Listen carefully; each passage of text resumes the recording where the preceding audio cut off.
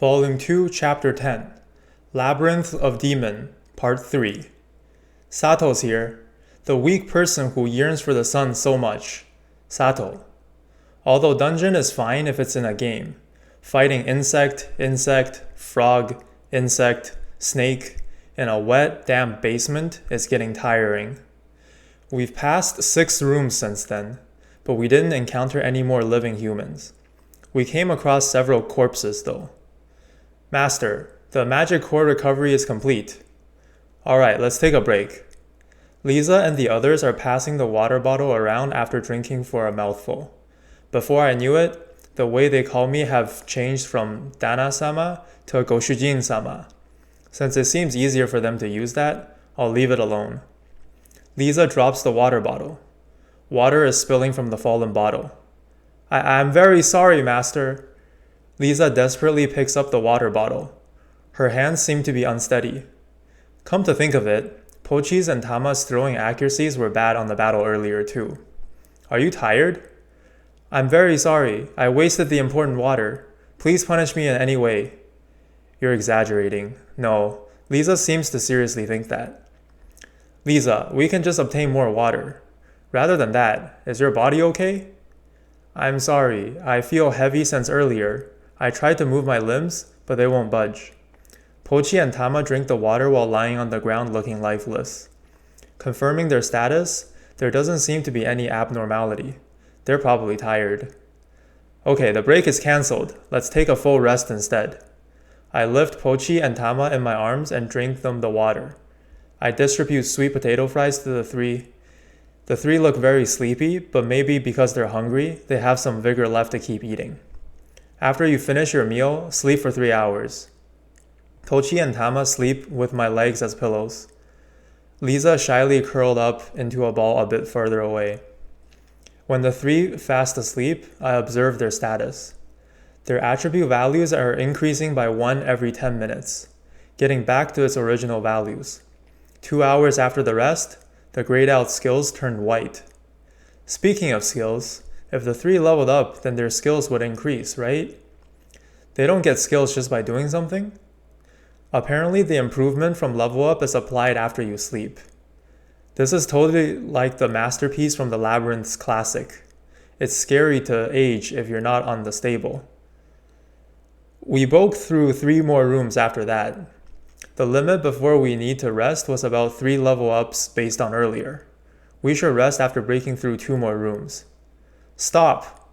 It's rare to see Tama warns without being sluggish, but there's no enemy on the front. What's wrong? The ground is strange. She answers with a question. There's something wrong on it. But she doesn't know what kind, is it? I watch the ground carefully. The ground texture do look a little different, although the color doesn't differ. Before I can understand what the discrepancy is, an AR display with Trap, Life Drain written pops up. That's right, this is a labyrinth. There should be traps. Since there wasn't anything until now, I forgot about it. Well done, Tama. There's a trap there. Aye. I stroke Tama's head and cat ears. I let the 3 withdraw and try throwing stones at the trap, but it doesn't activate. Since I don't know the range of the trap, I can't be sure if we can safely walk through the edge of the passage either. I won't even consider making the Beastkin girl step through it. There are rat monsters on the room after this. Maybe I'll try to lure them here with stones. I throw 3 stones in a row. Rats are coming. In response to Pochi's report, I make the 3 fall back. The rats here are only level 10 and weak, but they act in group. Since I can't be sure if they can break through the trap or not, let's take some distance. The rats are caught in a black spark far from the trap's location. In the end, the 3 rats are all caught up in separate locations. It seems that traps are scattered around this passage. Trap release skill acquired. Trap usage skill acquired. Trap discovery skill acquired. Since the trap might be the type that can reactivate, we leave the magic cores behind. I immediately allocate skill points to just Trap Discovery skill and activate it. Lisa stabs at the giant frog's mouth with all her might. Pochi and Tama then jump from each opposite side to deliver the finishing strike to the frog's head with their daggers. Alright, you did well. Yes. Ai, nano desu. I praised them for the first monster kill they did by themselves. Since the opponent was only a simple level 10 with just tongue restraint as a special skill, I tried to let them do it. And do it well they did. The fighting power of beastkin is higher than humans of the same level after all. This room is 3 times wider than any other room before. There are possibilities of more enemies with this much space, but I can't sense any signs of them. There is a house on the edge of the room. The roof is cleanly cut in 2. It was probably swallowed up with the creation of the labyrinth. Unfortunately, there are no human signs on the radar. Lisa is dismantling the frog. Pochi and Tama are keeping guard of the entrances. This time, it's Lisa's turn to dismantle, huh? Since there's that skill things, I assigned a rotation for the duty. Pochi, Tama, let's check out that house. Follow me. I go towards the house with the 2. There aren't any corpses from the casualties in the house, but various things instead. Apparently, it was the house of a wealthy person. 2 ornamental short swords surprisingly have decent attack power when I checked it with appraisal skill. In a stereotypical fashion, there's a safe hidden behind a wall painting. I blow the lock off with magic gun and check the inside. In addition, with a bag of gold and jewels, there's also a magic material called dragon powder in a small vial. Was the owner an alchemist? We collect the small amounts of jewelry, but leave the big things like statues or other works of art behind. Amongst the works of art, there are a couple of stuffed animals on pedestals. Though I really don't care, I wonder if they were in the process of being repaired. I sort of want to see the stuffing process of fantasy animals. Excavation skill acquired. Treasury discovery skill acquired. Treasure chest unlock skill acquired. There's an ignition magic tool, tinder rod, in the kitchen. That's the only magic tool here. But we put a frying pan, a pot, and tableware for 4 people in the bag. Since I can get water anytime from the water jug, there are a lot of small water bottles there. So I put oils inside them to make improvised Molotov bombs and put them inside the storage. Here, cheeses and dried meats, nano desu. On a collapsed furniture, there are big breads, 3 lumps of cheeses, and some smoked meat inside. After confirming that they're not rotten with the AR, I slice some pieces for Pochi and Tama. Let's eat the remainder together with Lisa. Ai! Yes, delicious no desu. I give the bag with the food to Tama. And bag with accessories and weapons to Pochi. While I'm holding the water jug and tub, we get out. When we get out, the recovery of Magicore is complete. Master, I have a request. Is it alright for me to light a fire? Fire in underground? What is your reason?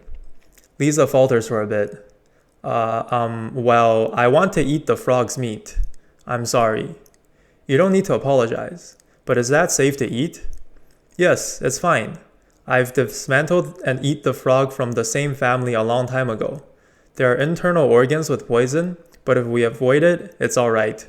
But if it's not baked, there are dangers of poisoning. Well, even if this is in underground, there's an airflow. And we already climbed up for quite a bit, so there's no worry of lack of oxygen. Alright, I permit it. Lisa instructs Pochi and Tama to cut the frog's legs, while she herself is taking out wood blocks and chip from the bag and preparing it. I see. It was for this reason that she was collecting wood in every room. I stopped Lisa from using flint to light the fire, and used the ignition magic tool, tinder rod, from earlier to ignite the fire. Shakong. I give the cookwares and the tablewares gotten from the house to Lisa. Before long, Pochi and Tama are holding up leg meat high above their head. Meat! Nano desu! I wonder, they look even happier than with the smoked meat earlier. Lisa cuts the meat into pieces and lines it up on the frying pan. She pierces the baked meats with skewers and presents it to me. Do I have to eat it? Thank you, Lisa. I prepare myself and eat it. It tastes a bit like chicken, but honestly, it's a bit light. I guess it can't be helped since we don't have seasoning like salt though. It's a hassle to go back to that house just to search for seasoning. The 3 people are staring at me eating. Oh right, they're waiting for permission. Stop looking and eat. If you don't properly eat and rest, we can't get out of the labyrinth. After getting permission, Pochi and Tama start eating the meat on the frying pan. Lisa isn't only frying the meat, she's also properly eating it. I glance at them while lightly toasting the black bread, cheese, and the smoked meat to eat it. After that, a cycle of dismantling, baking, and eating repeats for about 30 minutes. The banquet only finishes after the fuel runs out. Per the suggestion of Lisa, I wrap a lump of meat in cloth and put it in the bag just in case. If the condition is the same like before, they will get tired after 2 or 3 battles. So we'll make use of this time to rest to its fullest. I let the 3 to bathe in the tub, give them new clothes to change, and let them sleep with a blanket. Although they'll soon get dirty in battle. Don't you feel better going to sleep with clean clothes?